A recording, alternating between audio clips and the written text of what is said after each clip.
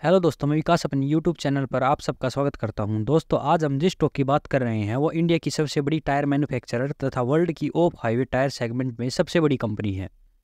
हम बात कर रहे हैं बालकृष्णा इंडस्ट्री की, जिसे बीकेटी भी बोलते हैं। अब ज़्यादातर लोगों ने इसका नाम भी नहीं सुना होगा, क्योंकि ये टू व्हीलर, कार और ट्रक आदि के टायर नहीं बनाते। ये ऑफ हाईवे टायर, जैसे जो टायर एग्रीकल्चर में यूज़ होते हैं या माइनिंग और ऑफ रोडिंग एक्टिविटी में यूज़ होते हैं, ये सब बनाते हैं। और वैसे कुछ स्टॉक चुपके से काम करते रहते हैं, यहाँ डिसेंट रिटर्न मिलता है, पर कुछ लोगों को 2 महीने में पैसा डबल चाहिए, इसलिए भी इसकी ज़्यादा चर्चा नहीं होती। कुछ लोगों को अब भी लग रहा होगा कि एमआरएफ की सबसे बड़ी टायर कंपनी है, क्योंकि उसका स्टॉक प्राइस 1 लाख रुपए के आसपास चल रहा है। बीकेटी का स्टॉक प्राइस 2500 रुपये के आसपास है। तो मैं आपको बता दूं कि आप जितना जल्दी स्टॉक प्राइस देखना छोड़कर कंपनी के बिजनेस और फंडामेंटल देखोगे, आप उतने ही आगे जाओगे। एमआरएफ ने कभी भी अपना शेयर स्प्लिट नहीं किया है। एमआरएफ के total number of share 42 lakh के आसपास हैं, वहीं बीकेटी के total number of share 19 crore से भी ऊपर हैं। तो आप देख सकते हैं कहाँ 42 लाख और कहाँ 19 करोड़। एमआरएफ की टोटल मार्केट कैप 43,500 करोड़ रुपए है, वहीं बीकेटी की मार्केट कैप 49,000 करोड़ रुपए है। तो आप देख सकते हैं कि कौन सी कंपनी ज़्यादा बड़ी है। और अगर बीकेटी भी अपना शेयर स्प्लिट नहीं करती और इसके नंबर ऑफ शेयर एमआरएफ के बराबर होते, तो इसके एक शेयर का प्राइस होता 49,000 करोड़ डिवाइड बाई 42 लाख, जो निकल के आता है 1,16,666 रुपये, जो एमआरएफ के शेयर प्राइस 1,02,000 से कहीं ज़्यादा है। तो अब हम बीकेटी के बारे में डिटेल में चर्चा करेंगे। बीकेटी की शुरुआत 1987 में एमपी पाउडर के द्वारा औरंगाबाद में एक प्लांट लगाकर की गई। वहाँ पर ये टू व्हीलर के टायर प्रोड्यूस करते थे। 1992 में इन्होंने लाइट कमर्शियल व्हीकल के लिए भी टायर प्रोडक्शन शुरू किया। उस टाइम पर दिक्कत ये थी कि इनके पास ना तो प्राइसिंग पावर थी और ना ही ब्रांड वैल्यू थी, जिसके कारण प्रॉफिट मार्जिन ना के बराबर था और इन्हें उल्टा लॉस ही हो रहा था। इसके बाद बीकेटी ने ऑफ हाईवे टायर में अपॉर्चुनिटी देखी, क्योंकि उस टाइम पर कोई भी दूसरी company of highway tyre produce नहीं कर रही थी। तो बीकेटी ने 1995 में ऑफ हाईवे टायर प्रोड्यूस करना शुरू किया। 1995 से 2001 तक इन्होंने ऑफ हाईवे टायर में अपना नाम बना लिया। फिर 2002 में इन्होंने एक मैन्युफैक्चरिंग प्लांट भिवाड़ी राजस्थान में खोला। अब इनका export business of highway tyre में अच्छा चल रहा था, लेकिन डोमेस्टिक बिजनेस में अब भी लॉस हो रहा था। तो इन्होंने डोमेस्टिक बिजनेस को बंद करके ऑफ हाईवे टायर बिजनेस पर अपना फोकस किया, जिसके बाद 2002 से 7 तक इनका बिजनेस डबल हो गया। 2006 में इन्होंने एक और प्लांट राजस्थान में खोला। फिर 2011 में इन्होंने रिब्रांडिंग करके अपना नाम बीकेटी रख लिया। 2015 में बीकेटी ने एक प्लांट भुज में खोला।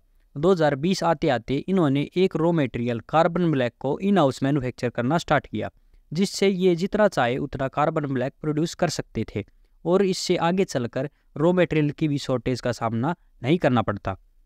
अब हम कुछ ऐसे पॉइंट्स के बारे में बात करेंगे जिससे हम ये डिसीजन ले पाए कि क्यों ये स्टॉक दूसरे टायर स्टॉक से ज़्यादा बेटर है। सबसे पहले बात करें मोनोपोली की। इंडिया में बीकेटी की मोनोपोली है, क्योंकि और कोई भी दूसरी company of highway tyre produce नहीं करती। रही बात दूसरी कंट्रीज की, तो ले देकर टोटल 3 और कंपनीज हैं जो outside India of highway tyre produce करती हैं। एक टाइटन इंटरनेशनल है जो बैंकरप्सी की कगार पर है। बाकी बची मिशलिन और टेलेबर्ग, जो सभी तरह के टायर मैन्युफैक्चर करते हैं। तो हम कह सकते हैं कि इन कंपनीज का बहुत ज़्यादा फोकस ऑफ हाईवे टायर पर नहीं है। दूसरा पॉइंट है लेबर कॉस्ट। बीकेटी के जितने भी कंपटीटर हैं उनकी मैन्युफैक्चरिंग प्लांट आउटसाइड इंडिया हैं। इंडिया में लेबर बहुत सस्ती है। बीकेटी सेल्स का 6-7% ही लेबर कॉस्ट पर खर्च करता है। वहीं मिशलिन और टेलेबर्ग की बात करें तो वो अपनी सेल्स का 25 से 30% लेबर पर खर्च करते हैं। इस कारण ये सब कंपनीज बीकेटी से सस्ते प्रोडक्ट नहीं बेच सकते। अभी हमने कंपनी की हिस्ट्री और पॉजिटिव पॉइंट्स के बारे में बात की। अब हम एक नेगेटिव पॉइंट के बारे में बात करेंगे। बीकेटी की मैक्सिमम सेल्स एक्सपोर्ट से आती है, तो बहुत ज़रूरी हो जाता है कि दूसरा देश इंपोर्ट ड्यूटी में कोई बड़ा बदलाव ना कर दे। और साथ ही एग्रीकल्चर और माइनिंग सेक्टर में मंदी भी बीकेटी के लिए परेशानी का कारण बन सकते हैं। इसके अलावा बाकी सब ठीक है।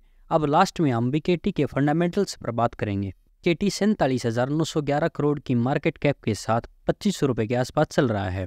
आरओसी की बात करें तो 13.8% है, जो डिसेंट है। इसने 2015 से अब तक 8,000% तथा पिछले 10 साल में 2500% से ज़्यादा मैसिव रिटर्न दिए हैं। इसी के साथ स्टॉक की स्टेबिलिटी भी ठीक ठाक है। सेल्स की बात करें तो वो भी ईयर ऑन ईयर लगातार बढ़ रही है। साथ ही प्रॉफिट भी 269 करोड़, जो 2012 में था, आज वो बढ़कर 1,057 करोड़ हो गया है। डेप्ट की बात करें तो 3000 करोड़ का लोन है कंपनी पर, लेकिन रिजर्व में 7500 करोड़ रुपए पड़े हैं, तो इसलिए ये ज़्यादा चिंता करने वाली बात नहीं है। शेयर होल्डिंग की बात करें तो 2017 से अब तक लगातार प्रमोटर होल्डिंग इंक्रीज कर रही हैं। 58.30% की हिस्सेदारी प्रमोटर की है, जो एक पॉजिटिव साइन है कि खुद प्रमोटर को कंपनी पर भरोसा है। FII के पास 12%, वहीं DI के पास 21% और रिटेल के पास 8% की हिस्सेदारी है।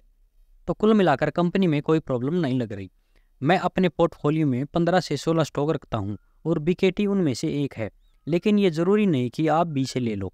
अगर आपको इसका बिजनेस समझ में आ रहा है और आपको कंपनी अच्छी लग रही है तो आप ज़रूर इसे ले सकते हैं। अभी स्टॉक 2500 रुपये के आसपास चल रहा है। आप 2000 से 1700 के बीच इसमें खरीदारी कर सकते हैं। ऐसा कभी नहीं होगा कि स्टॉक 2500 से 2000 पर आए ही ना, तो जल्दी करने की कोई ज़रूरत नहीं है, आराम से पैसे लगाओ। तो आज के लिए इतना ही। वीडियो अच्छी लगी हो तो लाइक करें, चैनल को सब्सक्राइब करें। धन्यवाद। जय हिंद, जय भारत।